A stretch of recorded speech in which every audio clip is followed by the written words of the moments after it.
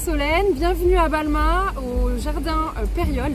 Je vous emmène avec moi au jardin miroir du CCFD Terre Solidaire. Venez. Bonjour, moi je suis au CCFD Terre Solidaire depuis peut-être 40 ans. Je m'appelle Agathe, j'ai 26 ans, j'habite à Toulouse et puis je viens de rejoindre l'association il y a très peu de temps.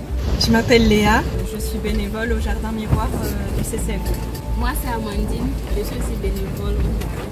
Je m'appelle François. Moi c'est Solène, donc je suis bénévole au CCFD Terre Solidaire. Moi c'est Bernard Bosset qui a intégré il y a depuis 3 ans le CCFD. Déjà en fait je pense que ça me sort de l'ordinaire. Nous sommes un peu nous sommes dans la métropole toulousaine. Je pense qu'on est beaucoup entouré par du béton.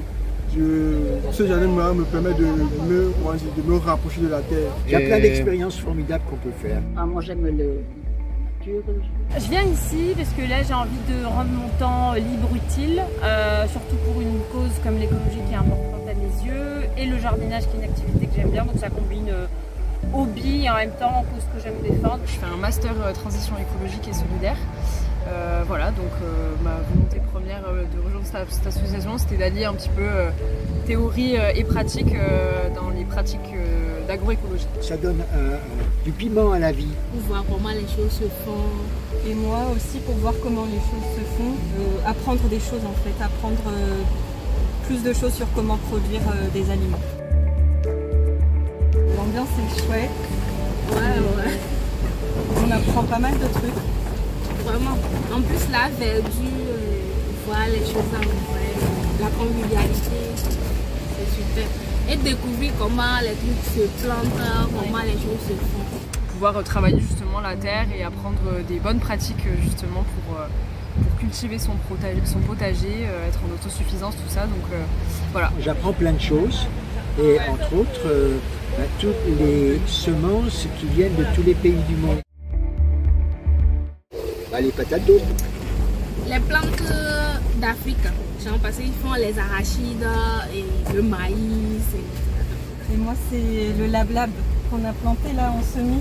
Moi je ne connais pas les plantes exotiques, mais je découvre. Moi je suis un peu orienté culture africaine. Parce que ça permet en fait, n'est-ce pas, à la population toulousaine, n'est-ce pas, de voir en fait si à Toulouse, on peut voir les plantes africaines germer. Chaque fois que je suis interpellé par les autres bénévoles d'origine européenne, de voir cette envie de voir ces cultures germer, je trouve ça formidable, leur enthousiasme. Moi, ça me fait plaisir. Ma plantation coup de cœur, c'est la plantation de gombo. Je ne connaissais pas du tout et du coup, au sein de l'association, on m'a expliqué que c'était un fruit qui venait d'Afrique et qu'on utilisait aussi pour manger. C'était un fruit un peu gluant qu'on mangeait avec du couscous. Voilà.